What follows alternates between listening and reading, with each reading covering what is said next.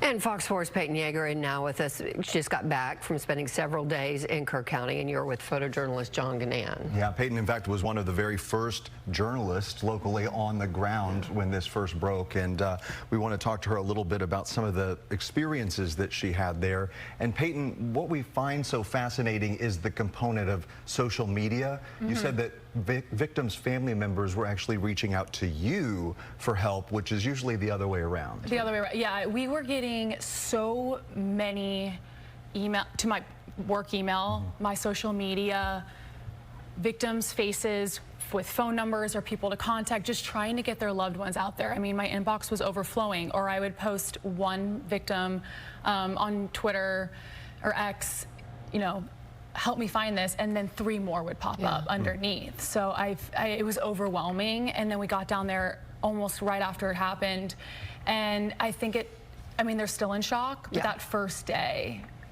no one really knew how to move or what to do, because I think it was so devastating. Well, and that's a different place for you as a journalist. What was that like for you as you were trying to navigate? And I know Peyton and I had this conversation earlier that we all know somebody, or a friend knows somebody, so it's emotional for you too.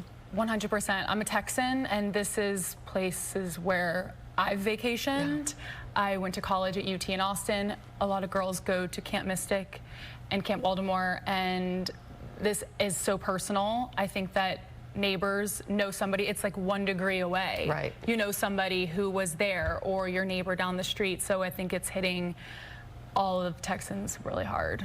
Well, and one thing too that Casey and I had noticed at the very beginning when all this was happening was, and you had mentioned people reaching out to you, is so similar to 9/11 in the respect of it was a face and a phone number, and have you seen this person and can you help me? Of course, 9/11 before social media, so you were able to take the pictures and the phone numbers and easily get those out to And folks. just like the story I did today with the Afringas in Fort Worth looking for Bill Houston, these people are so desperate for answers, and they are not having them yet, and these people are still missing, and who knows how long it's going to take, that they just want answers. And so they are coming forward in troves with just to put their loved one's photo on TV that maybe hopefully a first responder saw it, or there's people out there who are on the campgrounds looking in the debris. Maybe that name will, you know, pop up to match the photo on social media. So I do think social media was playing a huge part Friday and going into Saturday, and even today when I came into work. Peyton,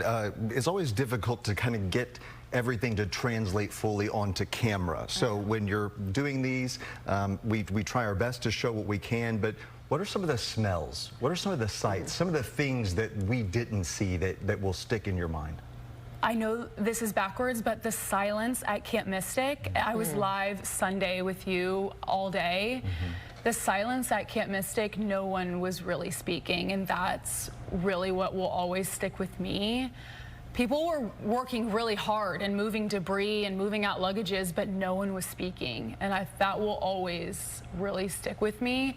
But I know so many people have said this, and journalists and victims and witnesses, but it does not translate on TV. I'm so glad we are getting the story out there, because it needs to be told, but being there in person, it is extremely overwhelming. Well, we really thank you for your work that you did down there. Just incredible storytelling, and that's what the job is all about. We jump into action when others are hurting, and so thank you so much. I think our station is we're trying to help these families in any way. So I check my inbox, you know, after I did the Afringas, someone else just tagged me in something, so I'm trying to help in any way.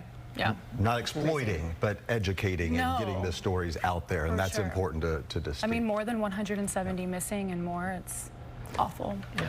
Peyton Yager, thank you so much. Thank you for letting me come on here. Thank you.